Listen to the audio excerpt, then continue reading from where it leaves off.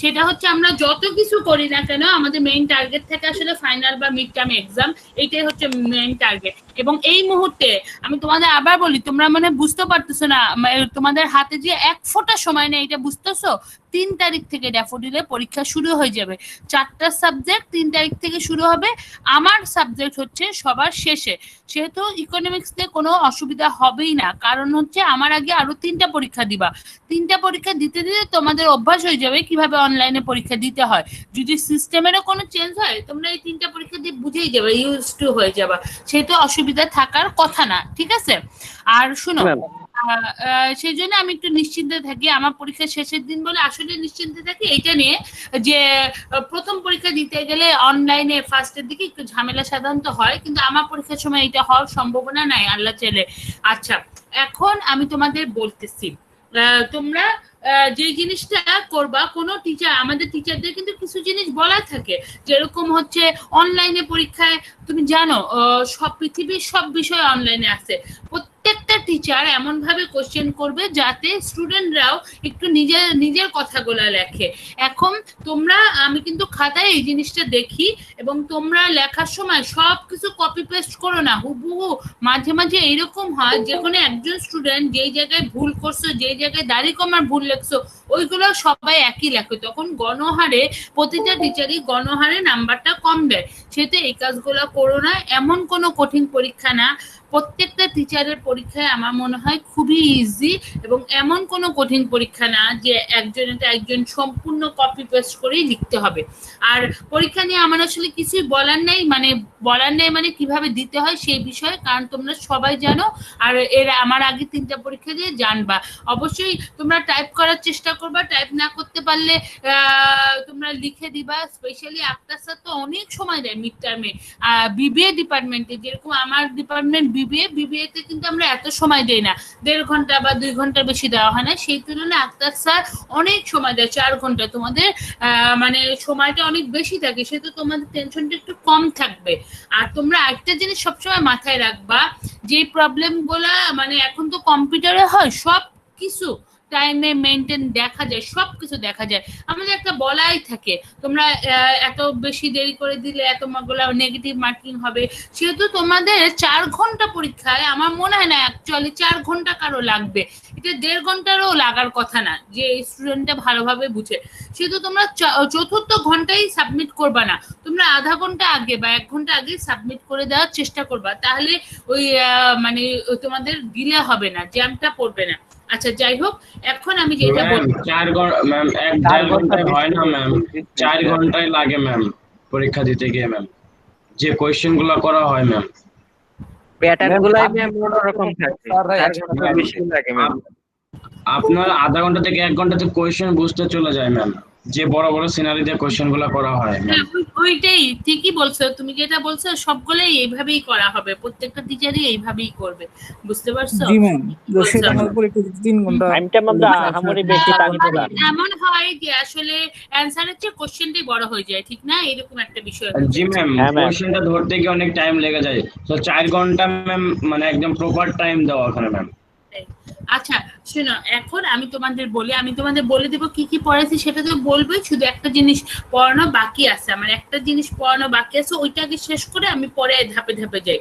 আচ্ছা, আমার যেটা পড়ানো বাকি আছে সেটা আমি গুগল ক্লাসরুমে, তোমাদের নিজের গুগল ক্লাসরুমে আজকেই যাবা, গিয়ে দেখবা আমি গুগল ক্লাসরুমে দিয়ে দিচ্ছি একটা ম্যাথ। আমার হাতের লেখাটা খারাপ হয়েছে বলে আজকে করে দিলাম, তো তোমরা বুঝতে পারবে। আমি একটু বলে দিই কি জিনিসটা দিছি। আমি তোমাদের বলছিলাম মার্কেট ইকুইলিব্রিয়াম, সেই দিন সন্ধ্যায় একটা ক্লাস নিয়েছিলাম, ওই সন্ধ্যার ক্লাসে আমি মার্কেট ইকুইলিব্রিয়াম পড়াইছি, খুবই ইজি একটা টপিক, নোট দিয়ে দিছিলাম। এবং তোমাদের আমি বলছিলাম মার্কেট ইকুইলিব্রিয়াম ক্লাসে আমি বলছি ওইখান থেকে আমি পরীক্ষায় একটা ম্যাথ দিতে পারি। আমি পরীক্ষায় কিভাবে ম্যাথটা দিব বলি।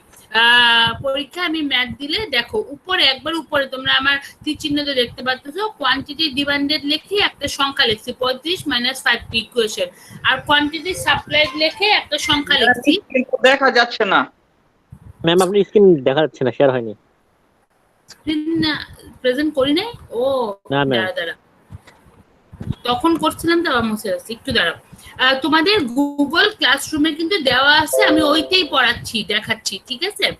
আচ্ছা, দেখো আমি একটা ইকুয়েশন পরীক্ষায় দিতে পারি, বলছি মার্কেট ইকুইলিব্রিয়াম থেকে কোশ্চেনটা এইভাবে আসবে যে আমি একটা পরীক্ষায় অঙ্ক দিয়ে দিব। অঙ্কটা কিরকম দেখো, উপরে দেখো একবার, সবার উপরে আমি লিখছি QD, quantity demanded equal to 35 minus 5p, তারপরে কিউএস 5 প্লাস 5p, এরকম একটা জিনিস লিখে দিছি। এইভাবেই থাকবে, আমি সংখ্যাটা পরীক্ষায় চেঞ্জ করে দিব, দিয়ে বলবো কি find P star and Q star. P star মানে equilibrium price and Q star মানে equilibrium quantity. ক্লাস নিচ্ছি সেইটাই, অথবা আমি কোশ্চেনটা এটা বলবো যে এখান থেকে ইকুইলিব্রিয়াম প্রাইস কোয়ান্টিটি বের করে, যেটাই বলি না কেন এগুলো বুঝবা, ভাষা যাই বলি না কেন মেইন কথা হচ্ছে কিউডি কিউএস এর দুটো ইকুয়েশন দিয়ে দিব, মূল কথাটা হচ্ছে এখান থেকে পি স্টার আর কিউ স্টার বের করবা। আচ্ছা, তাহলে অ্যানসারটা কিভাবে দিবা? আমি অ্যানসারটা দেখাচ্ছি কিভাবে লিখবা। তোমরা অ্যানসারটা এইভাবে দিবা, লিখবা আমরা জানি ইকুইলিব্রিয়াম তখনই হয়, দেখো উই নো ইন ইকুইলিব্রিয়াম মানে ইকুইলিব্রিয়ামে তখনই হয় যখন ডিমান্ড এবং সাপ্লাই সমান হয়, সেই পরিস্থিতিটাকেই সাম্য অবস্থা বলে। কিউডি ইকুয়াল টু কিউএস লিখলাম। তারপর কোশ্চেনে যে ইকুয়েশনটা দেওয়া আছে দেখো 35 minus 5p equal to 5 plus 5p দেওয়া আছে, জাস্ট ইকুয়েশন ওয়াইজ তুমি বসাই দিবা, কিউডি ইকুয়াল টু কিউএস লিখে পরীক্ষা যে ইকুয়েশনটা দেওয়া আছে বসাই দিবা। তারপর ক্যালকুলেট করবা, এগুলো তো ইজি বাচ্চাদের মতো। তারপর ক্যালকুলেট করবা, ক্যালকুলেট করে পি এর মানটা পাবা, এই পি এর মানটাকে বলা হয় পি স্টার। আচ্ছা, কেউ কি রিকোয়েস্ট পাঠাচ্ছে? হ্যাঁ, আচ্ছা, এই পি এর মানটাকে বলা হয় পি স্টার। বুঝতে পারছো? খুব ইজি।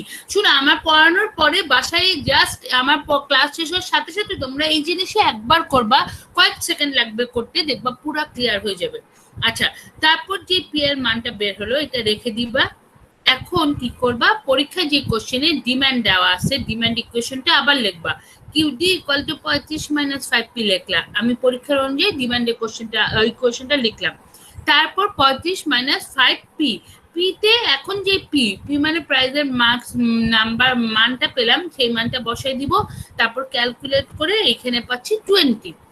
তারপর আবার কি করবা, দুইটা ইকুয়েশন তো, দুইটা ইকুয়েশনে পি এর মানটা বসাই দিবা। কিউএস হলো 5 প্লাস 5p দেওয়া ছিল, তাহলে 5 প্লাস 5, তারপর ব্র্যাকেটে পি এর মানে 3 লিখলে এবং ইকুয়েশন করে বসাই দিবা। যখন দেখবা পি কিউডি এবং কিউএস দুইটার মানে সমান হয়েছে, মানে হচ্ছে এই ইকুইলিব্রিয়াম প্রাইসে দুইটার মানে ডিমান্ড সাপ্লাই সমান, এইটাই হলো ইকুইলিব্রিয়াম কোয়ান্টিটি। এই জন্য আমি লিখছি অতএব কিউ স্টার ইকুয়াল টু 20। বুঝতে পারছো? তার মানে পি স্টার পেলাম, কিউ স্টার পেলাম, এইটাই আমি বের করতে বলছি, পি স্টার এবং কিউ স্টার এই জিনিসই আমি বের করতে বলছি। আচ্ছা, এতটুকু বের করবা। এখন মনে রাখবা আমি কিছু কথা না বললেও তোমরা এগুলা পরীক্ষায় দিবা, সেটা হলো ছবি, ছবির উপরে মার্কস নির্ভর করে, ছবি বা উদাহরণ থাকলে সেগুলোর উপর সাধারণত মার্কস নির্ভর করে। আচ্ছা, তারপর এতটুকু লিখলে, লেখার পরে আমার ছবি আঁকতে হবে। আমি পরীক্ষায় ছবি চাই না চাই তোমাদের এটা দিতেই হবে। দেখো এখন কিভাবে ছবি আঁকবা, ছবি সুন্দর করে আঁকার জন্য আমরা ফার্স্টে একটা টেবিল বানাবো। টেবিলে প্রথমে আমি লিখলাম, দেখো টেবিলের কারা কারা রিকোয়েস্ট পাঠাচ্ছে এখন তো পরে আসে। আচ্ছা দেখো, পার্সোনাল ইমেল দিয়ে করছেন তো, মিটটা করছেন এর জন্য সমস্যা। আচ্ছা দেখো, প্রাইস, আমি 3টা প্রাইজের ছবি সুন্দর করে আঁকার জন্য আমি 3টা প্রাইস দেখলাম, পি কত হলে। দেখো তোমরা এখানে লিখবা প্রাইস উপরে, তোমরা এগুলো জানো, আমি আবার বলছি বাচ্চাদের মতো। এখানে হলো ডিমান্ড ইকুয়েশনটা যেটা পরীক্ষায় দেওয়া আছে, আমি ডিমান্ডের ইকুয়েশনটা লিখলাম, আর উপরে লিখলে বা একবারে ডান পাশে লিখলাম সাপ্লাইয়ের ইকুয়েশনটা। এখন আমি আমার মতো একটা মান ধরলাম, আমি ধরলাম বাজারের প্রাইস 2 টাকা হলে কি হবে, এই দেখো উপরে যে ডিমান্ড ইকুয়েশনটা লিখে দিছে না, এইখানেই শুধু পি এর জায়গায় 2 বসাবা, তাহলে একটা মান হবে, সেই মানটা বের করবা। ঠিক আছে? আবার দেখো এই পাশে সাপ্লাই ইকুয়েশনটা লিখে জাস্ট পি এর জায়গায় 2 এর মানটা বসাবা, তাহলে দেখবা কত হয়। এখানে আমরা পেলাম পি ইকুয়াল টু 2 হলে ডিমান্ড 25 আর সাপ্লাই 15। তারপর পি ইকুয়াল টু 3 হলে কত, পি ইকুয়াল টু 3 হলে কত হয় সেটাই যে এখান থেকেই পাওয়া যাবে। দেখো আমরা তো প্রথমে অঙ্কতে করে দিছি 20 লিখলাম। তারপর পি ইকুয়াল টু 4 হলে কত, এই যে ডিমান্ড ইকুয়েশনে আমি বসালাম মানটা, সাপ্লাই ইকুয়েশনে মানটা বসালে আমরা 15 আর 25 পাই। ঠিক আছে, তাহলে পি এর 3টা মান বের করলাম। এইভাবে যে কোনো তোমরা পরীক্ষা যেটাই আসুক না কেন 3টা মান বের করার চেষ্টা করবা, তারা হলে ছবিটা ভালো হয় না। ঠিক আছে, 3টা মান বের করলাম, বের করে আমি ভার্টিক্যাল এক্সিসে প্রাইস এবং হরিজন্টাল এক্সিসে কোয়ান্টিটি লিখলাম, কোয়ান্টিটি কিউ লিখলাম। এখন দেখো প্রাইস কি কি 2 3 4, সেটা আমি আমার সোজা ভাগ করাটা 2 3 4 টাকা এখানে লিখলাম ভার্টিক্যাল এক্সিসে, তোমরা সবাই জানো এইসব। কোয়ান্টিটি হলো 15 20 25। সে এখন আমি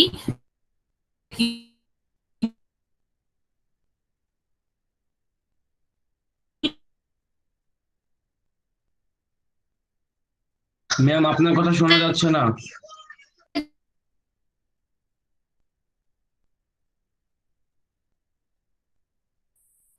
আপনার কথা কেটে আসতেছে।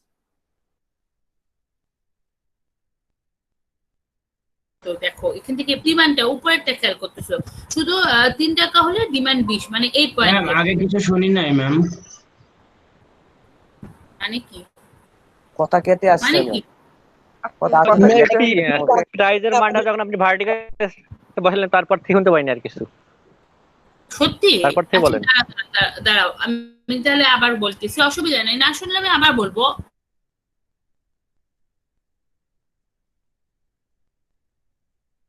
না শুনতে পারো আমাকে মোবাইলে আবার ফোন করতে থাকবা, একটু দেখো তো এখন কি আমার কথা শোনা যাচ্ছে?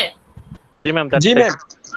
কোনো প্রবলেম হলে আমার কথা না শুনতে পারলে মুখে বলবা অথবা ফোনে বলবা। আচ্ছা যাই হোক, আমি তোমাদের এতটুকু তো তোমরা বুঝছো। কে যে এখন রিকোয়েস্ট পাঠায় এত শব্দ। আচ্ছা এতটুকু তোমরা বুঝছো পি স্টার কিউ স্টার কিভাবে বের হয়, এই পর্যন্ত তোমরা কথা বুঝছো। এখন আমি এটা আবার বলবো আমি শেষ করে। এখন আমি ছবি আঁকবো, আমি পরীক্ষায় ছবি শব্দটা না বললে তোমরা দিবা, ছবির উপরে মার্কস নির্ভর করে। আচ্ছা যদি ছবি থাকে, এখন আমি সুন্দর করে ছবি আঁকার জন্য অ্যাটলিস্ট 3টা মান দিলে ভালো ছবি আঁকে। এই জন্য আমি টেবিলের উপরে ফার্স্ট লিখলাম প্রাইস, বিভিন্ন প্রাইসের নাম লিখলাম, তারপরে এই পাশে লিখলাম ডিমান্ড ইকুয়েশন, যেটা আমার পরীক্ষায় দিয়ে দেওয়া আছে। দেখো একবার উপরে যে ডিমান্ড ইকুয়েশনটা লিখছে সেটা লিখলাম, আর একবারে ডান পাশে লিখলাম হচ্ছে সাপ্লাই ইকুয়েশন, খুবই ইজি জিনিস। এখন আমি ইকুয়েশন করে প্রাইস 3 টাকা বের করছি। আমি প্রথমে কি করব, 3 এর কম কোনো টাকা দিলাম, ধরি প্রাইস ইকুয়াল টু 2 টাকা হলে কি হয়, প্রাইস 2 টাকা হলে কি হয়, এটার ডিমান্ড কত আমি বের করতেছি। আমি যে পরীক্ষা ইকুয়েশনটা দেওয়া আছে কোশ্চেনে 35 - 5p, সেখানে পি এর জায়গায় জাস্ট 2 বসাই দিলাম, তারপর ক্যালকুলেট করে পাই 25। আবার ওই রকম করে আমি সাপ্লাইয়ের মধ্যে সাপ্লাইয়ের ইকুয়েশনটা এই দেখো পরীক্ষায় দেওয়া আছে, এই কোশ্চেনটা আমি আগে লিখলাম 5 + 5p, এখানে পি এর জায়গায় যেহেতু 2 টাকা দিচ্ছে 2 টাকা লিখলাম এবং ক্যালকুলেট করে পাই 15, খুবই ইজি জিনিস। তারপর প্রাইস ইকুয়াল টু 3, মানে যেটা আমি বের করছি সেটা মাঝামাঝি রাখার চেষ্টা করবা। 3 দিলে আমি দেখছি এখানে 20 হয়, সেটা আর ক্যালকুলেট করলাম না, সরাসরি বসাই দিছি। তারপরে 3-এর চেয়ে একটা বেশি পয়েন্ট নিচে ধরলাম, প্রাইস 4 হলে কত হয়, প্রাইস যদি 4 টাকা হয় তখন ডিমান্ড, দেখো ডিমান্ড ইকুয়েশন যেটা দেওয়া আছে, ডিমান্ড ইকুয়েশনে 4 টাকা বসায় আমি ক্যালকুলেট করবা, বাসায় গিয়ে দেখবো 15 পাবা, আর সাপ্লাই 25 পাবা। খুবই ইজি জিনিস, এটা নিজেরাই করতে পারবা। ঠিক আছে, তাহলে টেবিল কি করে হয় সেটা তোমরা জানলা, টেবিলটা তোমরা বুঝতে পারছো। এখন আমরা টেবিল অনুযায়ী ছবি আঁকতেছি, দেখো টেবিল অনুযায়ী ছবি আঁকবো। ছবি আঁকার জন্য এইগুলো তো খুবই বাচ্চাদের মতো, তবুও বলি। আমি ভার্টিক্যাল এক্সিসে প্রাইস দেখলাম, হরিজন্টাল এক্সিসে কোয়ান্টিটি দেখলাম, এবং প্রাইসে আমি 2 3 4 টাকা এইভাবে দেখলাম, যেহেতু আমার টেবিলে 2 3 4 টাকা আছে বসালাম। আর সাপ্লাই কোয়ান্টিটিতে লিখলাম, দেখো তোমরা হাইয়েস্ট লোয়েস্টটা বের করবা।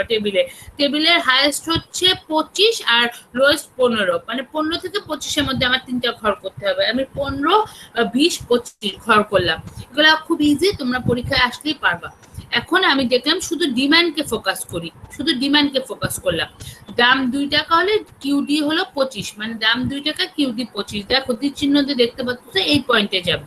দাম 3 টাকা হলে কিউডি 20, তার মানে এই পয়েন্টে যাবে 3 টাকা, আর কোয়ান্টিটি হচ্ছে 20 এই পয়েন্টে।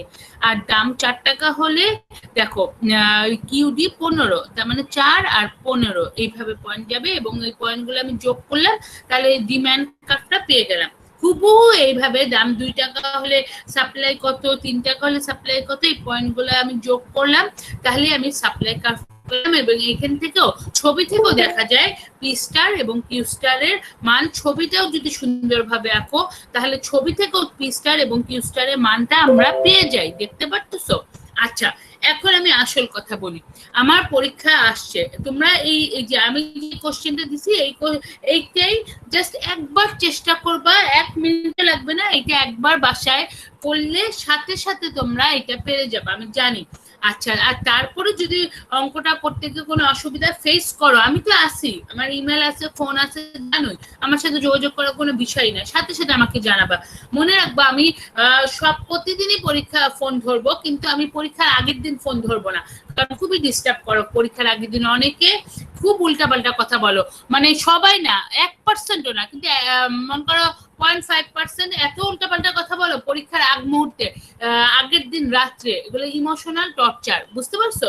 সে তো এই পরীক্ষার আগের দিন রাত বাদে সব সময় আমি আসি, এবং তোমরা যে কোনো সময় আমাকে ফোন করতে পারো, ইমেল করতে পারো, আমি সাথে সাথে সেই মুহূর্তে বুঝাই দিব। যদি চাও আমি আলাদাও ক্লাস নেবো, এগুলো আমার জন্য কোনো বিষয় না। আচ্ছা, এখন মূল কথা হচ্ছে আমরা কোশ্চেন, পরীক্ষার আগে আমি শেষ করি পরীক্ষার কোশ্চেন। দেখো, আমি পরীক্ষার কোশ্চেনে একটা ম্যাথ দিব, খেয়াল করো। উপরে আমি দেখো পেজের উপরে আমি ডিমান্ড সাপ্লাই দুটো ইকুয়েশন দিছি, আমি এই ইকুয়েশন দুটো চেঞ্জ করে দিব, ঠিক আছে? আমি যদি পরীক্ষায় কোশ্চেন দিই, দেখা যাবে আমি এই ইকুয়েশনটা চেঞ্জ করে অন্য কোশ্চেন দিব, এবং মেইন কথা থাকবে, আমি কোশ্চেন যেইভাবেই দেই না কেন, মেইন কথা থাকবে পি স্টার এবং কিউ স্টার বের করবে এবং ছবি দিতেই হবে। তখন তোমরা সুন্দর করে দেখো আমি যেভাবে লিখছি, তোমরা জানোই ইকুইলিব্রিয়াম কখন হয়, যখন ডিমান্ড সাপ্লাই সমান হয়। জাস্ট পরীক্ষায় যে ইকুয়েশন, এই দুটো ডিমান্ড সাপ্লাইয়ের মানটা বসায় দিলেই তুমি পি স্টার পেয়ে যাবে।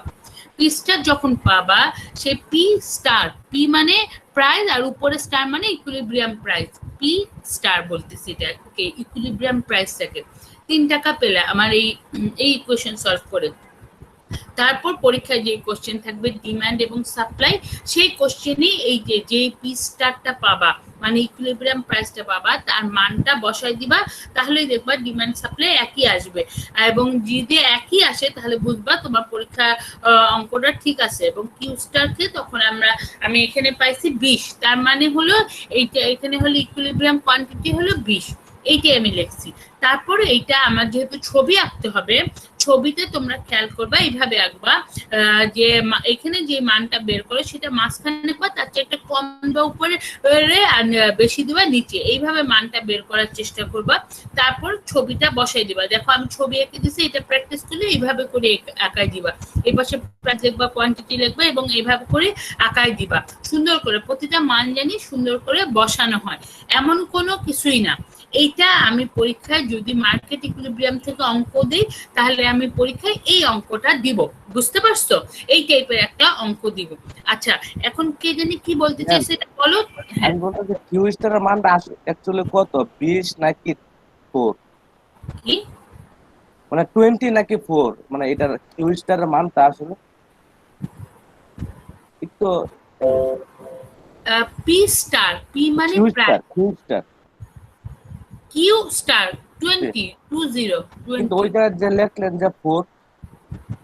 ও, তুমি তো ভালো জিনিস ধরছো, এইটা আমি ভুল লিখছি না, তুমি এখানে 20 হবে, বুঝতে পারছো? মানে আমার লেখায় ভুল হয়েছে, তুমি একটু ভালো জিনিস ধরছে, মানে ও আমি এইটা লিখতে ভুলে গেছি, কিন্তু এখানে দেখো এটা কিন্তু 20 বরাবরই, ঠিক না? ও কি বললো বুঝতে পারছো তো? এইখানে একটা ভুল লেখা হয়েছে, আর একটা মিস্টেক ও ধরতে পারছে। এখানে কিউ স্টার ইকুয়াল টু 4 লেখছে, এটা 4 না, এটা 20 হবে, বুঝছো? 20 হবে, ঠিক আছে?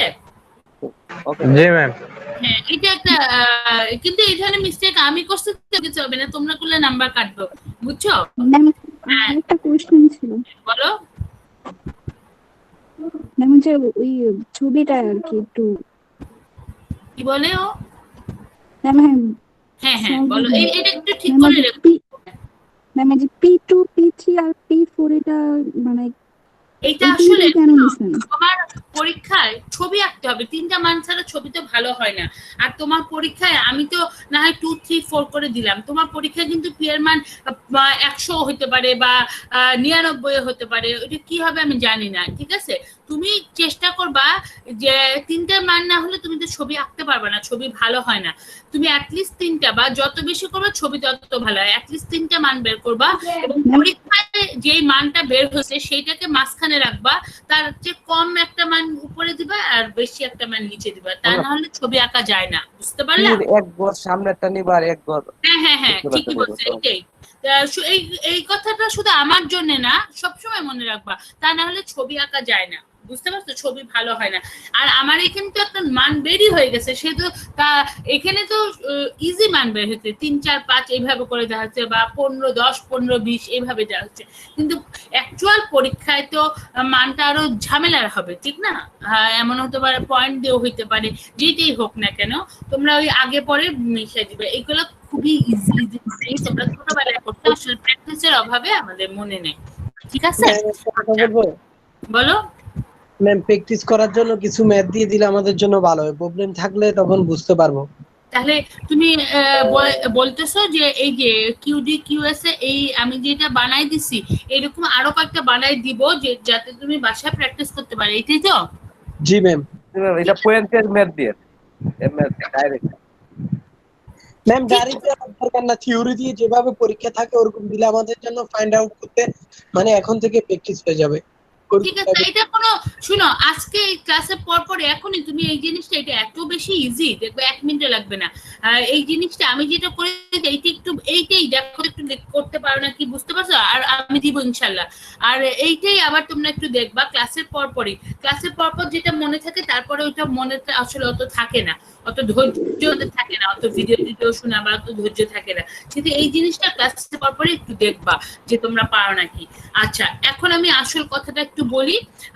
আমি আমাদের তোমরা স্ক্রিনে দেখতে পাচ্ছো, আমি হচ্ছে আমাদের কি কি পড়াইছি একটু বলি।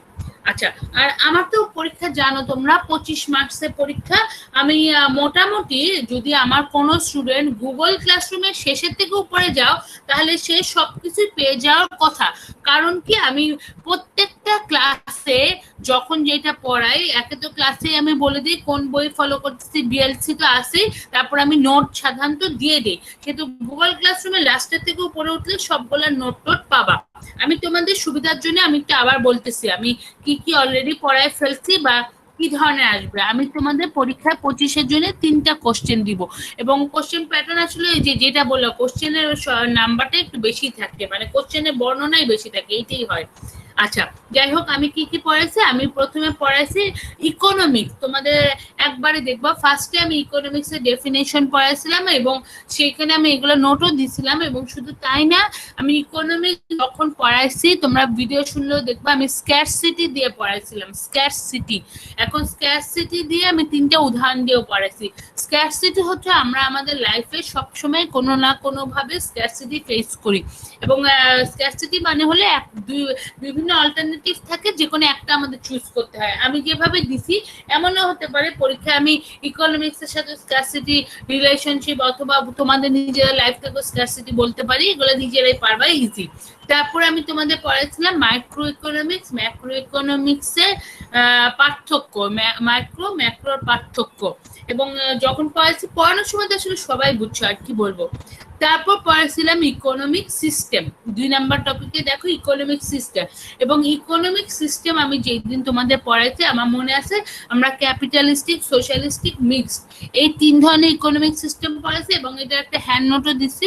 এবং তোমাদের মনে রাখবা আমি 3 ধরনের ইকোনমিক সিস্টেমে বিভিন্ন বৈশিষ্ট্য বলছিলাম। এখন ওইগুলো তো পড়বে, আমি পরীক্ষা এমনও দিতে পারি যে এইসব ইকোনমিক সিস্টেমের বর্ণনা চাইতে পারি, অথবা আমি বলতে পারি তুমি কোন ইকোনমিক সিস্টেমটা চুজ করবা এবং কেন করবা, অথবা দুইটা কোনটার সাথে কোনটার পার্থক্য আছে এগুলো আমি বলতে পারি ইকোনমিক সিস্টেমে। এবং কোশ্চেন করলে আমি যা পড়াইছি শুধুমাত্র ওইখান থেকে কোশ্চেন করব। আচ্ছা, তারপর হলো কনজিউমার সারপ্লাস। কনজিউমার সারপ্লাস নিয়ে আমি তোমাদের একটা হ্যান্ড নোটও দিছি, এবং সেই সাথে আমি এই বইটা ফলো করছিলাম, সেগুলো দিয়ে দেওয়া হয়েছে স্যামুয়েলসনের বই, এবং উদাহরণ দিয়ে বোঝানো হচ্ছে, 2টা ছবি ছিল। এই নোটটা তোমরা সবাই খুবই ভালোভাবে বুঝছিলাম। তারপর ডিমান্ড যখন পড়ছি, পার্কিং এর বইকে ফলো করা হয়েছে, ডিমান্ড যখন পড়া হয়েছে তখন আমরা প্রথমে কিছু সংজ্ঞা পড়ছি, তারপরে সংজ্ঞার পরে আমি পড়াইছি হচ্ছে 5টা ফ্যাক্টর। আমি বলছিলাম তোমাদের, এবং আসলে এতবার রিপিট করছি, যখন পড়ানো হয়েছে তখন আমি কোশ্চেন বলেই দিছি কোনটার কিভাবে পড়ানো হয়েছে, এবং ভিতর থেকে কোশ্চেন আসতে পারে, খুবই ইজি জিনিস।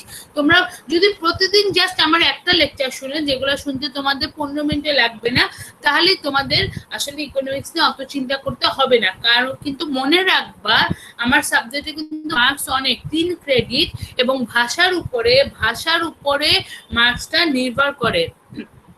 ভাষা অনেক ইম্পর্টেন্ট বিষয়। আর ডিমান্ডের শেষে পড়াইছিলাম আমি শিফট ভার্সেস মুভমেন্ট, এবং হুবহু ডিমান্ড যা বলছি তার উল্টা কথা আমি সাপ্লাই বলছি, তোমরা সবাই বুঝছিলাম। তারপরে আমি মার্কেট ইকুইলিব্রিয়াম বলছি। মার্কেট ইকুইলিব্রিয়াম থেকে আমি সন্ধ্যার সময় একটা ক্লাস নিয়েছিলাম, সেখানে এটা বর্ণনা দিছে, প্লাস হচ্ছে এটার একটা ম্যাথ থাকতে পারে পরীক্ষায়, থাকার সম্ভাবনা অনেক বেশি। আমি চাই না চাই ম্যাথ থাকলে ছবিটা দিবা। আচ্ছা, তারপরে তোমরা কিছু জিনিস আমি এমনি ক্লাসে বলছিলাম, যেরকম এটা এমনি কথায় একবার বলা হয়েছিল, কিছু গ্লোবালাইজেশন, এগুলো তোমরা আসলে এগুলো বাচ্চাদের মতো টপিক, তোমরা সবাই জানো, খুবই ইম্পর্টেন্ট। গ্লোবালাইজেশন মানে কোনো বাধা থাকবে না, এরকম গ্লোবালাইজেশনে পজিটিভ ইফেক্ট, নেগেটিভ ইফেক্ট, মানে হলো পুরো পৃথিবীতে বিভিন্ন দ্রব্য এক জায়গা থেকে এক জায়গায় যাবে, এটার পজিটিভ ইফেক্ট, নেগেটিভ ইফেক্ট, এগুলো গুগলেও লেখা আছে, এগুলো সম্পর্কে কিছু আলোচনা করছিলাম এমনি মুখে। তারপরে করোনা ভাইরাস নিয়ে আমি একদিন মুখে আলোচনা করছিলাম। সবকিছু যে বইয়ে আছে তা না, করোনা ভাইরাস নিয়ে তুমি তোমার লাইফে কি কি প্রবলেম ফেস করছো, তুমি লাইফে না, ধরো একটা দেশে কি কি সামাজিক প্রবলেম হচ্ছে, অর্থনৈতিক প্রবলেম হচ্ছে, এগুলো নিয়ে একবার অফুরন্ত লেখা হচ্ছে। এমনি রিসেন্ট কিছু টপিক তোমাদের আমি দিছিলামও কুইজের সময়, এগুলো হচ্ছে এমনি নর্মাল কিছু টপিক আমি পড়াইছিলাম, এইটাই জাস্ট বললাম। এখন আমি কোশ্চেন করলে এগুলোর মধ্যে থেকে কোশ্চেন করবো, আমার কোশ্চেন নিয়ে অত বেশি টেনশন করার দরকার নেই। তবে হ্যাঁ, প্রতিটা স্টুডেন্ট যদি আমি যে একই জায়গায় দাড়ি কমায়, একই ভুল, একই এটা করো, এটা দেখলেই বোঝা যায়। একবারে এমনও করো যে একজন টাইপ করো তো আলাদা কথা, টাইপ করতে গিয়ে তোমরা কি করো, বিভিন্ন জায়গা থেকে কপি পেস্ট করে ফেলো, ফন্টটা পর্যন্ত চেঞ্জ করো না। আবার অনেকে আরেকজনের, এমন করো তুমি হাতে লিখতেছো, যারা হাতে লিখে দিচ্ছে, সে আবার ছবিটা অন্য একটা মানুষের ছবি কপি করে এখানে পেস্ট করে দিচ্ছে, সেই ছবিতে যে লেখা আছে সেগুলো আবার অন্য হাতের লেখা। এই কাজগুলাও করো, এগুলা করলে তো ইজি, এগুলো তো ধরা আসলে কোনো বিষয়ই না। কিন্তু এখন যে হেল্প করছো সেও কম নাম্বার পেয়ে যাবা, যে লিখছো সে তো কম নাম্বার পাবাই। এগুলো হচ্ছে ধরা কোনো বিষয়ই না, এত সিলি মিস্টেক হয়, এগুলো করো না, নিজে থেকে লেখার চেষ্টা করো, এমন কিছু না। আর মনে রাখবা, মাথা ঠান্ডা না করলে, সে যতই ভালো প্রিপারেশন রাখো, মাথা ঠান্ডা না করলে পরীক্ষা দেওয়া সম্ভব হয় না। 4 ঘন্টা ইন্টারনেটে পরীক্ষা দেওয়া, এটা একটা বিশাল বিষয়। 4 ঘন্টা, এবং সেই সময় তোমাদের নেট ঠিক থাকবে নাকি মানে বিকল্প ব্যবস্থা কি, এগুলা অবশ্যই মেক শিওর হয়ে নিবা। কারণ দেখা যাবে আমাদের হাতে কিছুই থাকবে না, করার থাকবে না, মাঝখান দিয়ে তোমার নাম্বারটা কমে যাবে। সেই জন্য আমি বলতেছি, তোমরা অবশ্যই মাথা ঠান্ডা রাখবা, এবং তোমাদের ডিভাইস বা একটা যদি নষ্ট হয়ে যায়, তাহলে আরেকটা জানি বিকল্প ব্যবস্থা থাকো। কারণ আমি আমার লাইফে চাকরির ইন্টারভিউয়ের সময় আমার ল্যাপটপ নষ্ট হয়ে গেছিল, সেই জন্য আমি বলতেছি, যেটা নিয়ে যাব সেই সকালে সেই মুহূর্তে নষ্ট হয়ে গেছিল। সেই জন্য তোমরা বিকল্প ব্যবস্থা রাখবা, যে এইটা নষ্ট হয়ে গেলে আমি কোত্থেকে কি নিবো, নেট ঝড় বৃষ্টি তো হচ্ছেই, তখন আমি কি করব? ঠিক আছে? আর এমন কোনো কিচ্ছু না, আসলে ইজি জিনিস। আজকের জন্য এতটুকু থাকো, আমি অ্যাটেন্ডেন্স তো সবাইকে দিয়ে দেবো। অ্যাটেন্ডেন্স আজকে মানে এই 1টা 2টার জন্য অ্যাটেন্ডেন্স আমি সবসময় এটা করি না,